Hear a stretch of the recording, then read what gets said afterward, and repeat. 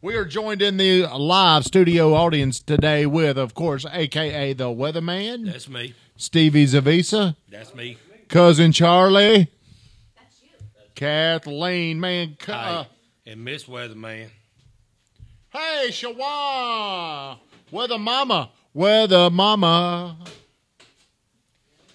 Coach Bird, he gave this guy a great, Jim McCarthy, a great EOS. You make diamonds sparkle. That's what he said. Hey, tune into Shopping 101 at 1 o'clock. Hey, Brittany Renee, we jumped the gun on you, girl. We went ahead and got started before 1 o'clock. Hopefully none of my friends will jump over to Brittany Renee. If everybody watches us instead of watches them, you'll be entered in for a gift card. Competition's on. I tell you what, I'm gonna up. Damn, I can't talk. Okay, if you share this stream, I've got some Jimmy Kelly gift cards back there. Ooh. I'm gonna give away a $100 gift card. Jimmy Kelly. Jimmy Kelly. Is that like the candy place? Yep. No, it's an old school steakhouse. I went there. It's like an old wooden ship, said the anchorman. So if you share this stream, dear Godwin, I know you're out to get me, buddy. Embarrassed me yesterday, talking to the weatherman instead of me. Don't talk about my best hey, friend like that. Every Wednesday, we come to you live from the GTT studios. We named it that, by the way. If you will share our stream today, one time only, you get a $100 gift card to Jimmy Kelly's. What's going on? You're entered for a drawing for the $100 gift card. Yeah, you're entered. Yeah, I've got let's do it live. Let's do a live drawing. We'll do it live. But hey, I normally only do Alley on Main gift cards, but today I've got a $100 gift card. And I like the Alley on Main so much, I don't even want to go to Jimmy Kelly. I'd rather go do all my business. Or okay, would you rather go to Alley on Main or Jimmy Kelly's? I'm gonna do Alley on Main. Alley on Main is our preferred sponsor. Yeah. To hell with Jimmy Kelly's. Okay, if you share this stream today, you're getting a 100. No, I can't do that. One person, if you share this stream, will be chosen.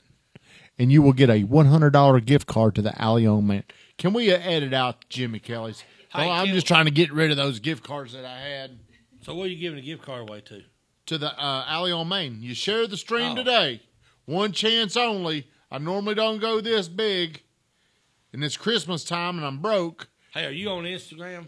Share that bad boy. We can win it. Share. Well, hey. You can't share on Instagram, can you? Nope. Man, we got to get Shawan. I don't know how you do it, but yeah, Shawan, get over there on the Facebook. Get on Facebook. Share this stream. Yeah, $100. Yeah, you get four. Todd Taylor, you shared. You might be the winner. Me and Kathleen will get together and we will share yet? I'm gonna share again. We will blindly choose a winner. I shared for the Alley on Main gift card. So Conley Myers, if you were on here, we'd need you to share. I don't think she's on here. So hey, let's get started. It's 1 o'clock. Me and Weatherman come together, and we like to make real estate fun. We like to make real estate simple. Interesting. Interesting. So, Weatherman, how have you been? Is there any big announcements you have in your life? Big announcements? Yeah, anything? Anything you'd like to say? No. Well, is there any big kahuna? Hey, I do got one announcement. Well, give us your announcement. You got a mic? That my daughter started working with me on the side a little bit. Pretty excited about that. Have a little family affair. I thought you also, we've seen her in here, Gracie. We like her. Yeah. Mm-hmm. She's going to hold you accountable. You were wanting to mention. I've lost about 22 pounds.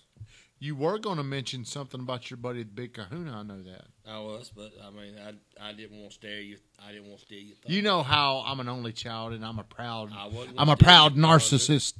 I wasn't going to steal you know the fact that I admit that I'm a narcissist pretty much means I'm not a narcissist. Did you know that, Blair?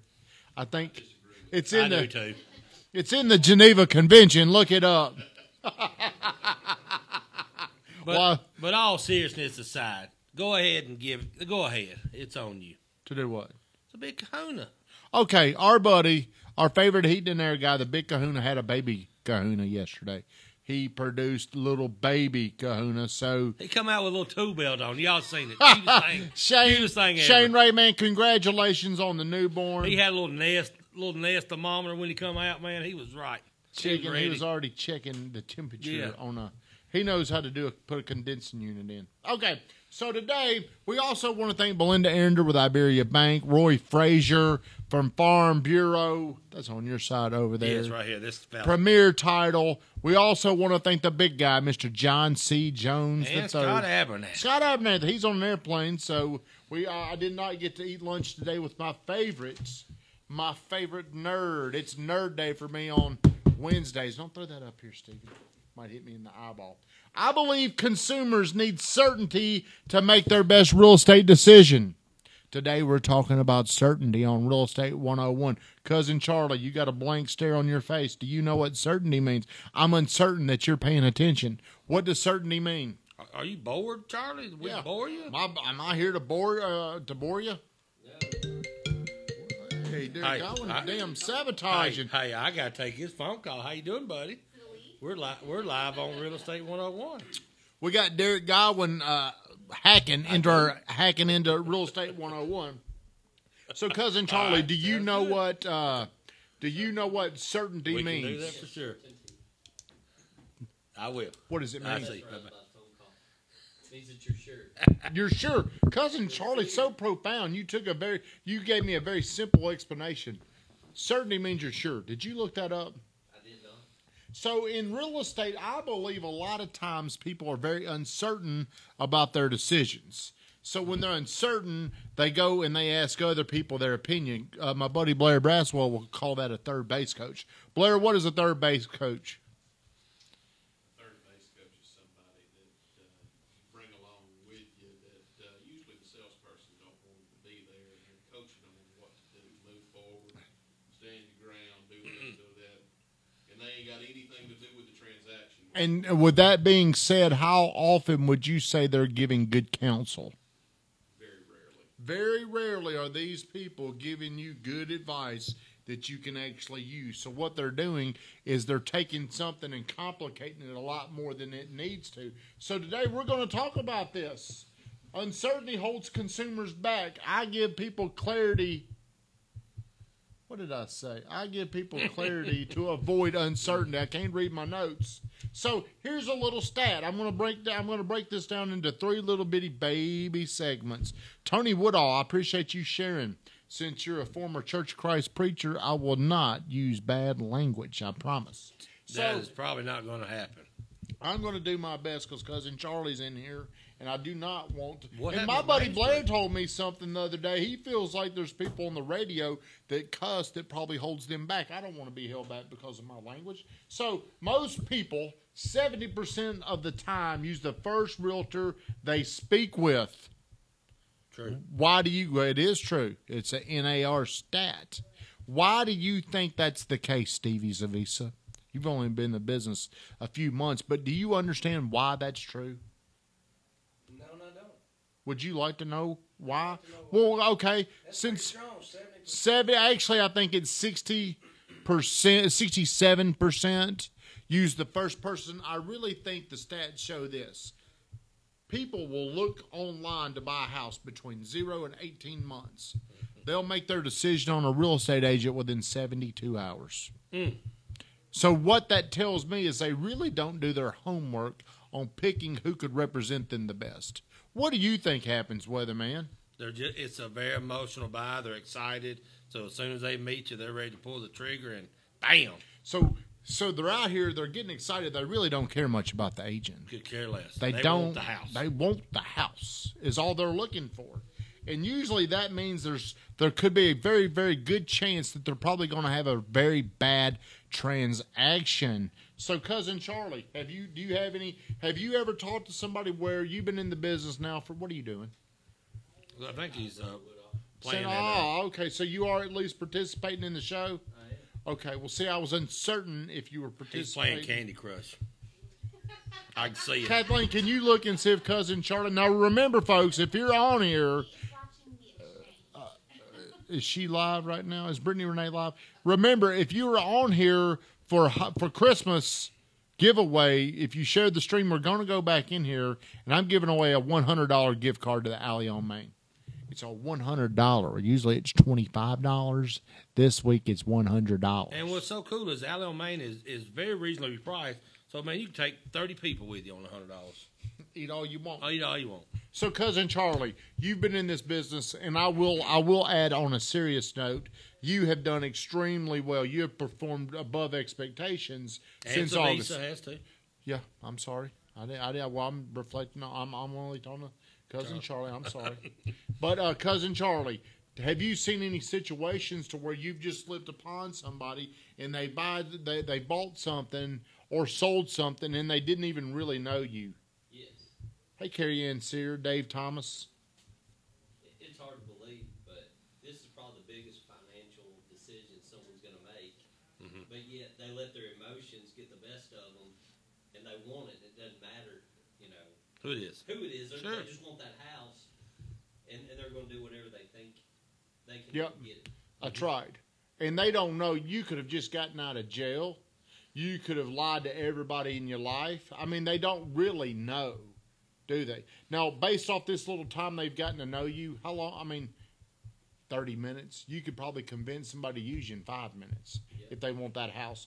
J.R. Eastman, I think realtors have allowed themselves to become commoditized, and thus consumers think realtors are all the same. Too often consumers don't understand there is a difference between true professional realtors and people who have their real estate license. I'm going to like that, J.R. Eastman, and we appreciate you getting on here and making that comment. And you're welcome to share the stream, J.R. Eastman. We'd love to see if you could win that gift card. So, number 2, I'm going to move right along. 70% of the time, people will use somebody they don't really know. So, going along to number 2, because they don't know, like, and trust the realtor. Is that Derek Godwin? Mm-mm. You promise? Because they don't really know, like, and trust their realtor, every decision they're really making has some sense or some part of uncertainty in it. Would you agree with that? I agree. So whenever I'm talking to you and I know you know something, you know whatever I'm talking about, and I come to you, hey, a lot of times it's relationship advice. If I come to you and ask you these things, I feel very, very certain of what you're going to tell me. Sure. If I go to Stevie Zavisa about relationship advice, I might feel, I don't know, I'm not making fun of it. I don't know, but he's got such a track record of have a solid performance in a relationship. I might feel better about Weatherman than other people. Sure. Not picking on you, Stevie Z, but it's just my time to say Stevie Z. Yeah. You might disagree with that, Stevie Z. But my point is this. Based off of how you see them presenting themselves, you're either going to buy what they're selling or you're not buying what they're selling. Very true. So how are some ways, if you guys were not in real estate, let's take you with a minute. If you were not in real estate, how would you do if you and Shawan were going to buy a house? What would be your steps to create more certainty? When we bought our first house, we wasn't in real estate, and really, to be honest, we used Tom McElroy, and I think it's because we were going to build a house, and he was the only person I even knew in real estate. Okay, but did you trust him? I mean, I just knew him. Did you kind of like him? I did. Yeah, was there enough certainty with him to not shop around? Yeah, I didn't know. I mean, and that's the thing that most buyers don't. They just don't know, and I didn't know. I knew that. Good rebuttal with man. I think you're right. Tom McElroy. So we called, and it was one of the best experiences we've ever had. But it literally, that was just the only person that I knew. Yep. And most people, when they're in real estate, even though there's 2,000 of us, there's 200,000 people in Rutherford County or whatever. So a lot of them just don't know a realtor. So, Weatherman, you were part of that 70% of really you used the first realtor that you spoke with. Sure, I did. That's exactly what happened to you. Yeah. And it was a good experience. It really was. I mean, we got a great house, a great product. We sold it, made good money, and hey, man, I was happily ever after. Well, how long ago? Was that 20 years ago? No, 1999. That's 20 years ago. No. Just like it, only different. Yeah. I mean, it is. Yeah, but it's 20. So think about how many people have gotten into real estate. Like J.R. Eastman said, now it's become much more commoditized. So now think about this. How many people are in real estate? compared to back then. Oh, You know, wow. our town has grown so much. Tons of people have gotten into real estate. So, with that being said, how as the consumer can you have more certainty about your decision?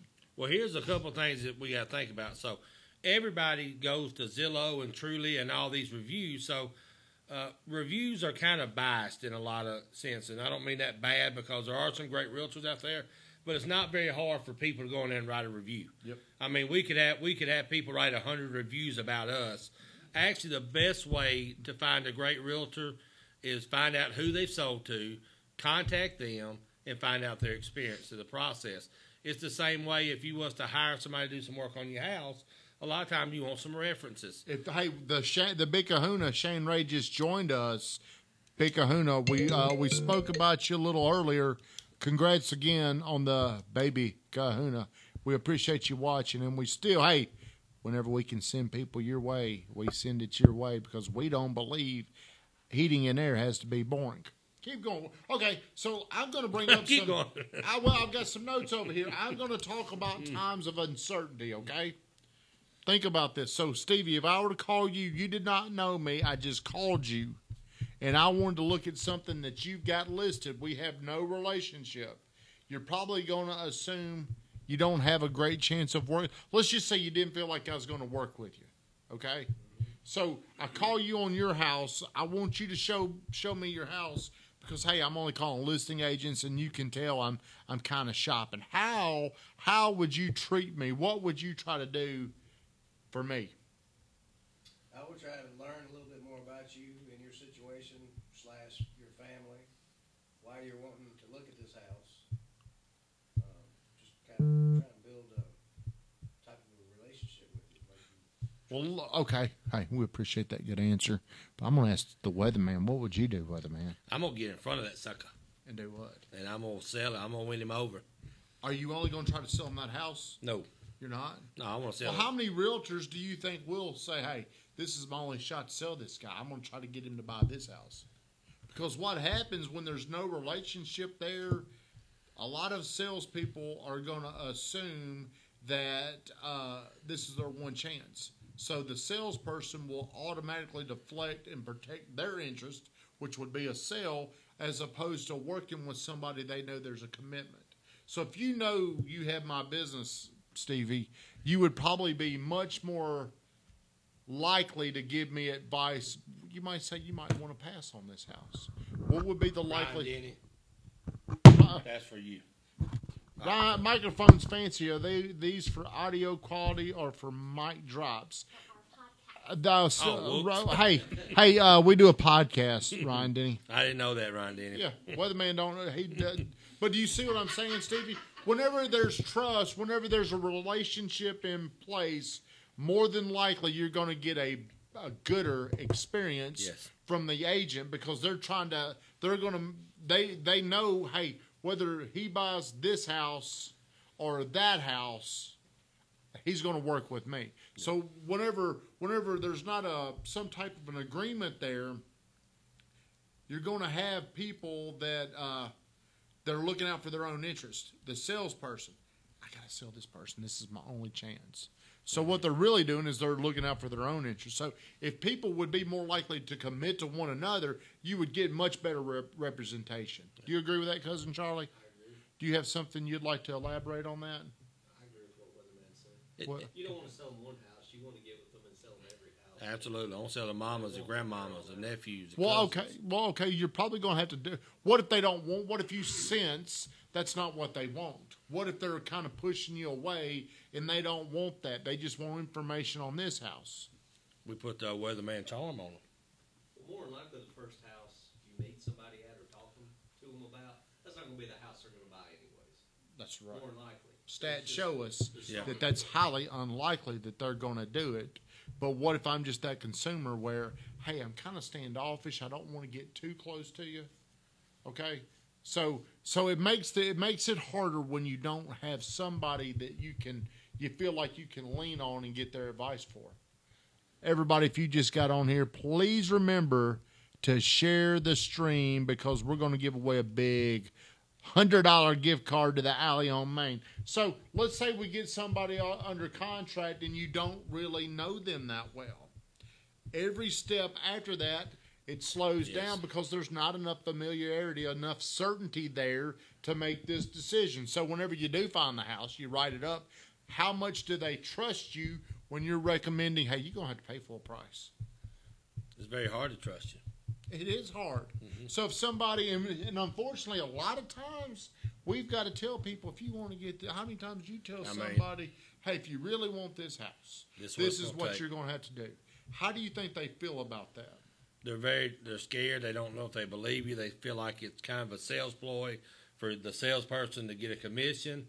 And then a lot of times, but you have to be able to back up that statement with knowledge. Mm-hmm. And so if you can back up that statement, because I've made those comments on several occasions to people I just met, but I backed it up with statistics, I backed it up with knowledge, and then chances are it happens to us, and then once they see it, they think, okay, this guy does know what he's talking about. Mm-hmm. So think about this. Whenever there's not a trust factor there, think about how many steps, how many potential speed bumps, how many hiccups, whatever you want to call it, come after you're under contract.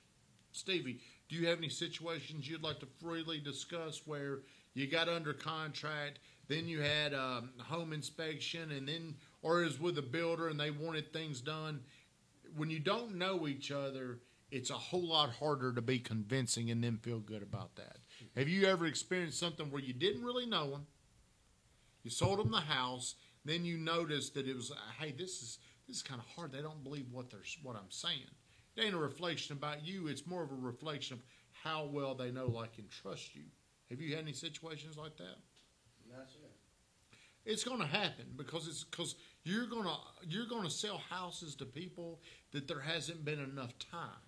Right. And you don't have any time. Once you write a contract up, a lot of times you lose them in that 2 or 3 week period, and then there's where those third base coaches come in. The third base coach, again, was what Blair was talking about. People out there looking for a house, they will go back and talk about what's going on.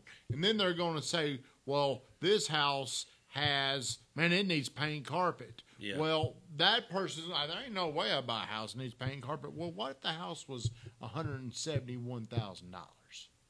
And your only chance to get that home is by going in and not asking for paint carpet. What if your only chance to get that home? What if Weatherman says, look, I know you want this house, but I'm going to be honest with you. There's 5 offers on this house. The only way you're going to get this $171,000 house is to pay $176,000, no closing costs, take it as is. Mm-hmm. It's very hard for somebody to do that. But how often do you feel like you have to do it? I mean, most of the time that's what we do. It is what you do. And then that's how we win them. And then if you don't do that, then you're not really doing your client a favor. So what you have to explain it to them, like I said before. And it's very hard for a buyer that doesn't know the market. It's mm-hmm. very hard for buyers that hear from people because they have uncertainty about the market. One thing I know I have certainty about, anything under $200,000, you don't have a liberation of being able to pick and choose. Okay. Now, you could transfer that certainty over and be convincing. Right. What if you were a newer agent and you didn't have experienced agents in the office telling you that stuff? You might tell them, think about this, there's new agents getting into the field every day that have nobody around them that's helping them. You might think, hey, they need to do all this stuff. They may be $10,000 off what the actual accepted offer was. Yep. So what I try to do to overcome this is I try to close the proximity gap in a hurry. And what I mean by that is I'm probably going to ask you questions that are going to force us to get to know each other quickly, faster. I'm going to try to speed the sales process up by giving you as much information so you can have clarity. And because you've got to be in this kind of market, you've got to be able to make fast decisions. So whenever you're showing a home to somebody and it's under $250,000 and they're like, hey man, they're on the fence. Yep. But everybody wants to move at a speed where they're comfortable. What could you tell them so they can have a better understanding of how fast you got to move? I just tell them that, if this house that you feel good about, then you need to make a move today. Because if you don't make the move today, somebody's going to make it. And I also let them know, don't feel pressure, don't feel hurry. if you want to see 100 houses, just know that this is the market we're in, and this is how fast the process goes. So we don't have hours. I mean, we literally have minutes on some of these houses when they come out. And usually, hey, Roy Frazier, thank you for getting on here. Hey, there, Roy Frazier, thank you for everything you do for us. Thank you, Fallon. Roy, So new agents need this coaching no matter where they work. That's right. But some agents go to firms where it's so big they don't even know one person to go talk to because they're in such a crowd. Sure. Okay, so number 3, how can you justify making such a huge decision without a checks and balance system? So what I'm talking about, if you're going out and you're buying a $300,000 house, you're going to more than likely pick your agent 70% of the time, the first person you talk to. Yep. The first person there's a meaningful conversation with. We got the big guy, Brent Long, in here. We ought to do a spoof about Brent Long and how you were obsessed. Remember back when you were Yeah, when I obsessed? watch all the big breaks. Sit there with your hands Mm-hmm. like a little schoolgirl in love. I've got the DVD set at home. So, Brent, you're new in here in this episode of Real Estate 101. How do you feel like if you and Ann were not in real estate, and you wanted to, let's say you don't have any real estate sales experience, but now looking back and reflecting what you know today, you and Ann wanted to buy a house. Would you tell me what you feel like somebody should do if you're making this decision without your knowledge of real estate sales?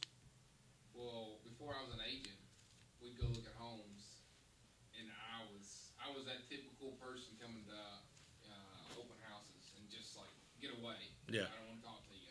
Yep. And he'd reach out, I never replied. I was just that typical person, which is bad. But I would want somebody to kind of hold my hand through the process. Me, especially being if I've never owned a house before. Yep. And know nothing about it. I mean, the more information you can get, the better. And I would just need to let somebody just keep confirming that I'm making a good decision. You need certainty. Yeah. You think about how many areas you're going to need certainty when it comes to this decision. Mm-hmm. Am I in a good area? Am I overpaying for it? Resale. There's so many things. Like I have probably helped people the most. Hey, Brittany Renee joined finally at 125. After her show. Hey, I wonder if her show ended. Her and Derek Godwin's show finally went off the air. But think about times you told somebody not to do something and they didn't do it, and they're probably thankful they didn't do it. Absolutely. I mean, you can't always predict what's going to happen. You can't know if another 2008, 2009 is about to enter our life. Sure. But I mean, there's probably, like, if somebody said, "Hey, I want to spend $500,000 in this neighborhood," you might know that ain't the best thing to do. You know, there's also as a good agent, you also want to make sure that you don't push your buyer to the limit. So don't let this competitive market because you want to sell so bad, have your buyer doing something that they really shouldn't do. So there is always a cutoff number, you know, and I've seen it time and time again. People get pushed farther than they do, and what happens is that's where that buyer's remorse comes in, and then that's where it ends up being a bigger issue down the line. Mm-hmm. Hey, everybody, I see you're joining. I want to say this at least one more time. If you share the stream, we're giving away one $100 gift card to the Alley on Main. So I just wanted to let you know that. Derek decided he didn't want to go live with, afraid he would get rejected while trying to announce his best friend. Hey, I tried. Hey, is Derek Godwin still at the exchange? You are live on the We Love Murfreesboro Facebook page. Hey, we love Murfreesboro. So here's another, I want to spin this on, let's just say somebody's buying under $200,000. We understand just how hard it is to buy a $200,000 and under house. Mm-hmm. What if they buy the house, they're under contract, you cannot, you can only share it one time, Fallon Greenway, another up-and-coming superstar agent in our office. Let's just say you've got somebody under, let's say they're $175,000. They do their home inspection. Let's say $1,400 worth of repairs are needed on this house. They've got their third base coach involved, the outside person giving them counsel, saying there ain't no way I'd pay that much for that house With these problems. and do this. Me and Weatherman know this.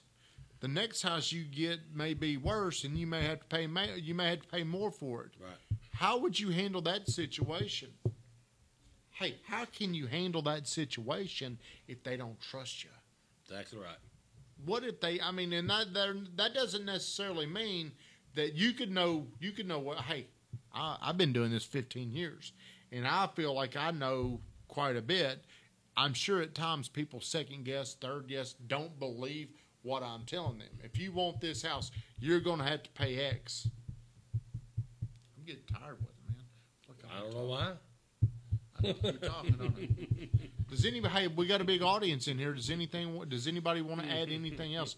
We're on Murfreesboro Live. One of the hardest things to do is the first time you meet somebody on the phone, and it happens a lot, is how do you build trust over that first phone call? So the main goal is you have to get in front of them. You have to mingle with them. You have to try to relate to them and find something that you have in common and figure out what kind of personality type they are. So if you have an engineer type personality, you have to know how to handle engineer. If you have somebody that's brand new and scared to death, then you have to know how to caress them. And that's by being a great agent, you can kind of mix with all those different ones. You know, a lot of times most of your first-time home buyers are the 70% that go with the first person. Somebody that's bought 2 or 3 homes, most of the time they're going to use somebody that they've had a good experience with.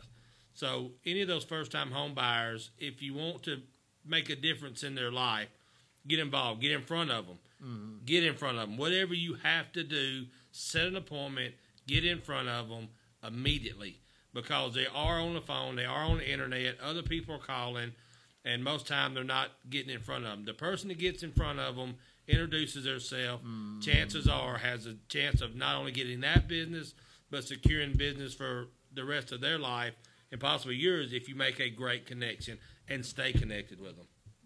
You're exactly right. What makes that so hard, because it sounds easy what you're saying. No, absolutely. What makes it so hard is like when Brent Long was in here, he was talking about whenever he was looking for a house before he was an agent, there was a guy continuously following up with him, but he always tried to keep him away. Mm-hmm. Tried to consistently keep him away. Does anybody have anything?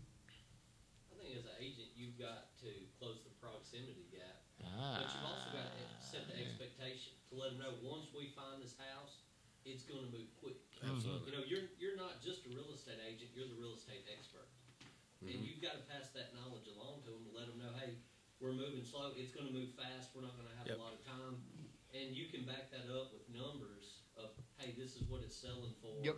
So you're not blindsiding them, and it gives you a little bit more credibility. And Cousin Charlie's right. One of the things I preach around here is closing that proximity gap. That means you've got to get to know them extremely quickly. One of the coolest things, my daughter had this thing. It's a great idea. So they did it with a resume, but you can also do it with trying to get to know somebody. So you could actually, if you're having trouble getting in front of somebody, you know they're a buyer, send a pizza to them.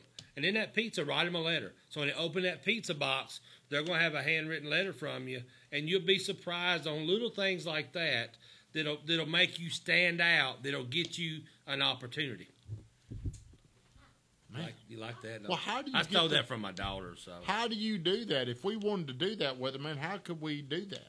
You just got to make sure you get their name and their information. Every real estate agent, that ought to be your goal. You ought to be able to try to get their name, address, and email. No matter what, whatever you have to do, get that information. Whether and hey, I have to give Dan Elam credit for that, because that's a big thing that he always stuck in everybody's head, and it's so crucial that if you do not get those points of contact, chances are you're probably not going to have a very good chance with them. That is a great idea, Weatherman. I'm glad you came up with that. You didn't need your daughter for that. Let's take it back. I take it back. Yeah, it's all your idea. That is a great idea. Did someone say pizza? I mean, that right there, okay, so, hey, we're brainstorming. If you're a real estate agent, you're more than welcome to copy Weatherman and Gracie's idea. Hey, my other buddy's on here. Who, Derek Godwin? No, Nagy.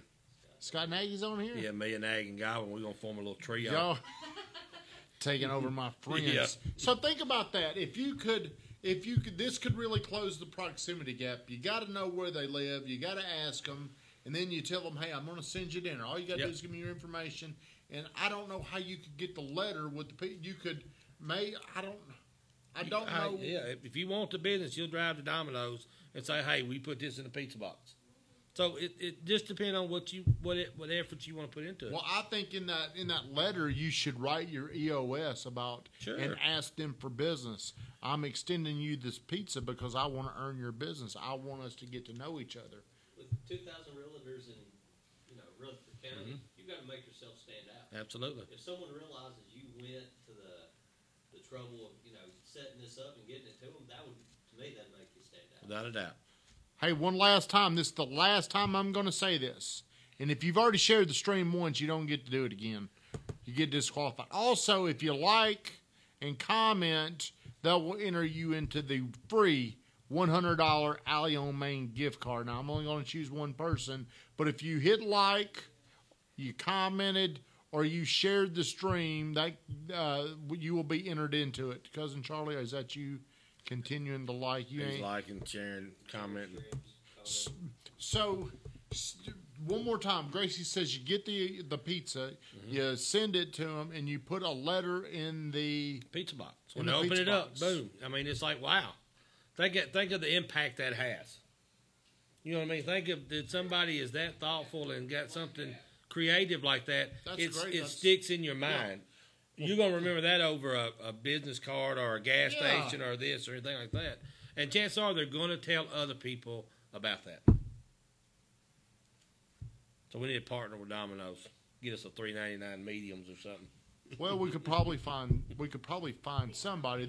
The problem is what side of town they are. Where will they deliver? Sure. Brittany, Renee, we're not having pizza. I'm just kidding. Hey, we've been going 35, 40 minutes. We went into overtime today.